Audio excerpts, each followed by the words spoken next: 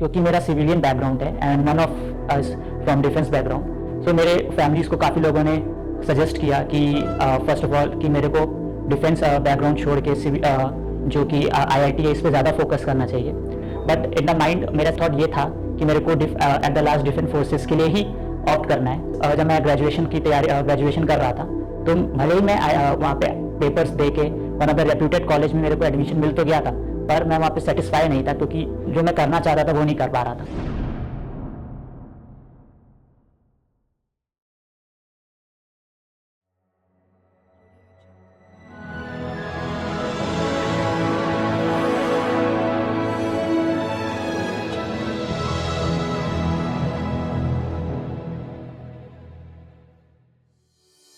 Hello, मेरा नाम मनप्रीत बंसल है और मैं रिसेंटली अभी नेवी आईनेट एंट्री से रिकमेंडेड हूँ और बाय गॉड ग्रेट्स मेरा मेडिकल भी परफेक्टली क्लियर हो गया।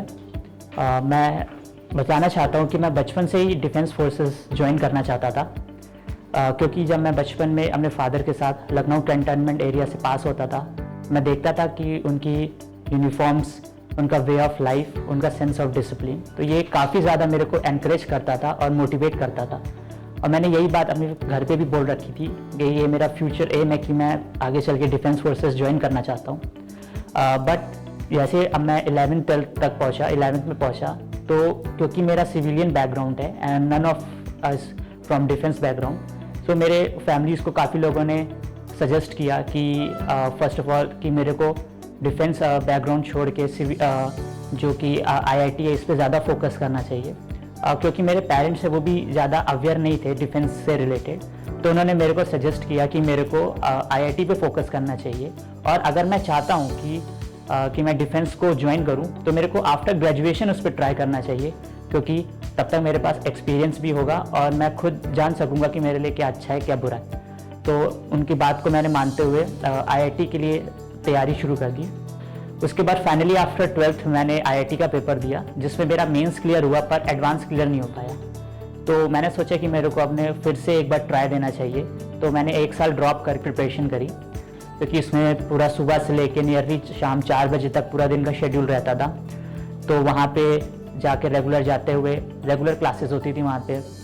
उसके बाद फिर मैंने अपना फिर से JEE मेंस का पेपर दिया, जो कि मेरा क्लियर हो गया, और उसके बाद एडवांस का पेपर भी क्लियर हो गया। पर क्योंकि मेरा एडवांस में काफ़ी रैंक ज़्यादा थी, इस करके मेरे को सेटिस्फाइड कॉलेज नहीं मिल पाया।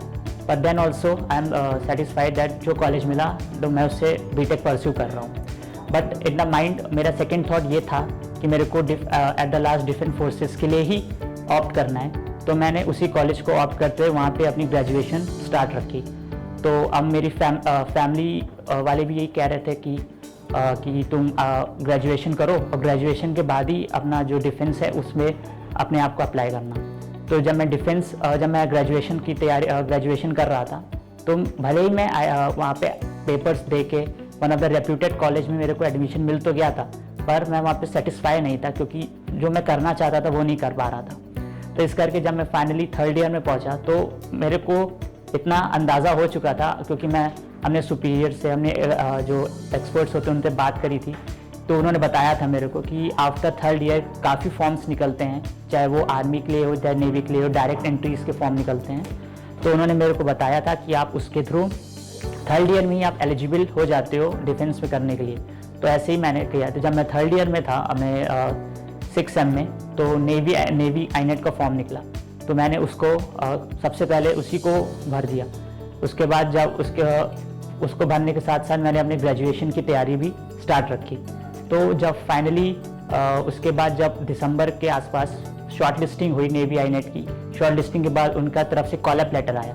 तो जब उनका कॉल अप लेटर आया, मैं काफ़ी खुश था कि मैं फाइनली SSB के लिए रिकमेंड हो गया हूँ, तो SSB के लिए ऑप्ट हुआ हूँ। तो उसके बाद मैंने अपने घर पे इन्फॉर्म किया, तो मेरे घर वाले भी काफ़ी खुश हुए कि ठीक है अब शॉर्ट लिस्टिंग हो गई है तो अब SSB के लिए आगे करना है।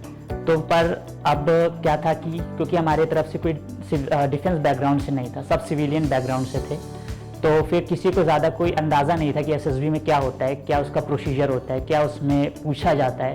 क्योंकि और बाकी जो मैंने सुना था कैंडिडेट से कि जो SSB दे चुके थे, वो कोई मेरे को क्लैरिफाई नहीं कर पा रहा था कि क्या था। तो फाइनली मैंने जब हरिद्वार में था तो मैंने वहीं पे सोच लिया था कि मैं कोई एक कोचिंग ज्वाइन करूँगा जो मेरे को पूरा प्रोसीजर, पूरे शेड्यूल के बारे में अच्छे से बता सके। तो हरिद्वार में ही मैंने सर्च करना शुरू किया कि लखनऊ में ऐसी कौन कौन सी कोचिंग्स हैं जहाँ पे मैं अपने आप को ज्वाइन करवा सकता हूँ। तो फाइनली मेरे को सेंचुरियन डिफेंस एकेडमी मिली जो कि मेरे घर के पास भी थी और इसके रिव्यूज़ भी काफ़ी अच्छे थे और क्योंकि सिलेक्शन रेट भी काफ़ी था। तो फिर मैंने यहीं पे जब मैं लखनऊ आया तो मैंने फिर यहाँ पे विज़िट किया। यहाँ पे काउंसलिंग में मेरे को पूरा प्रोसीजर समझाया गया कि 21 डेज़ का क्या शेड्यूल रहेगा, मेरे साथ हमारे कौन कौन से लेक्चर्स होंगे, कि मेरे को क्या क्या इंटरव्यू के बारे में बताया जाएगा। तो finally I was satisfied with the coaching, so I decided to join the coaching. तो जब मैं कोचिंग आता था तो यहाँ पे मैं अब अपनी फैमिली के बारे में थोड़ा बताना चाहूँगा कि मेरी मदर जो है वो वर्किंग लेडी हैं और मेरे फादर है वो बिजनेसमैन है, कारपेंटर हैं।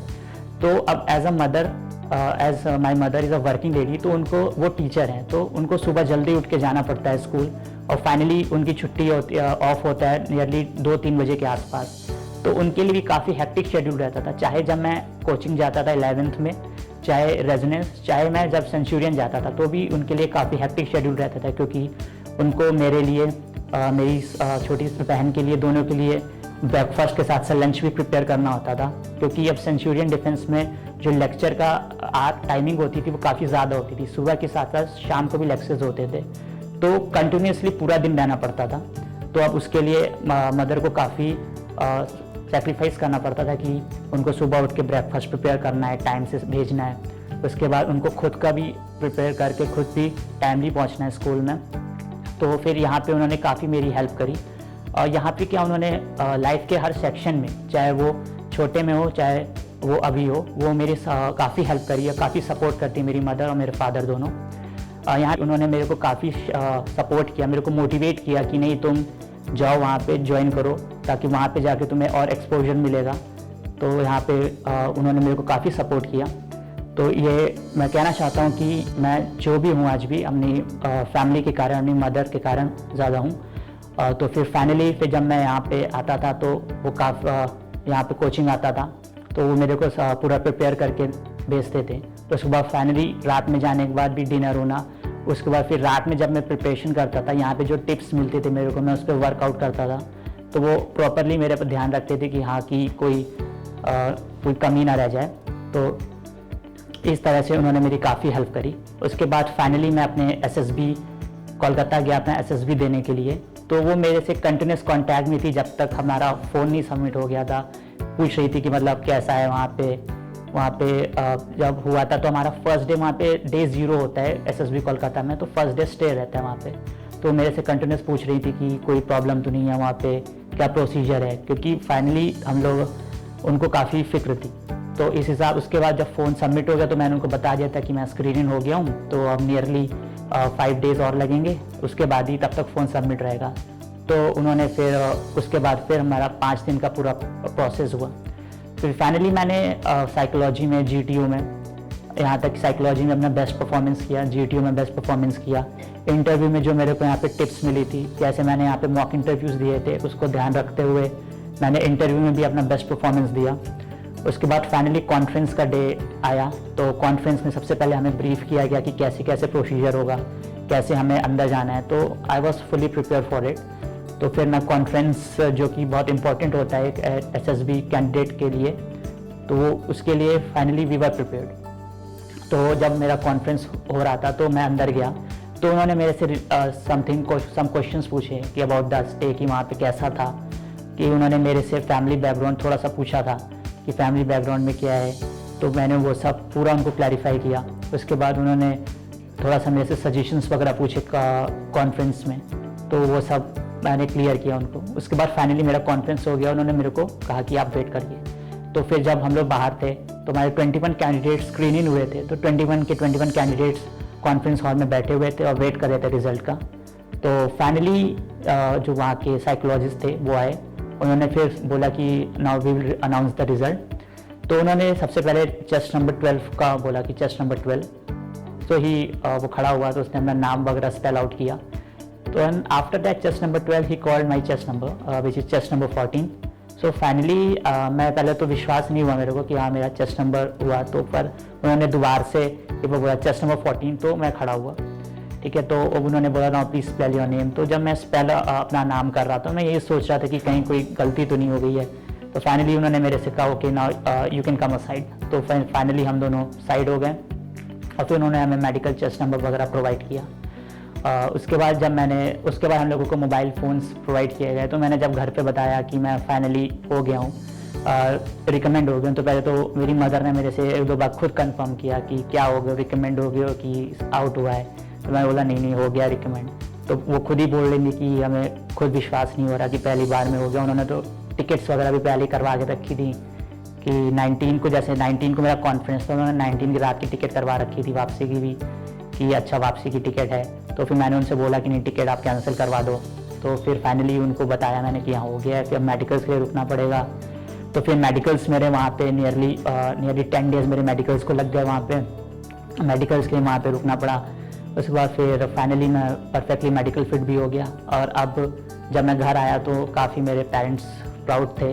उन्होंने काफ़ी क्योंकि उनको ज़्यादा अंदाज़ा नहीं है डिफेंस के बारे में, तो पर मैंने उनको फिर पूरा बताया कि क्या क्या होता है। तो फाइनली वो सेटिस्फाइड थे मेरी परफॉर्मेंस से, कि फाइनली कि जो वो चाहते थे कि मैं अचीव करूँ वो फाइनली मैंने अचीव किया।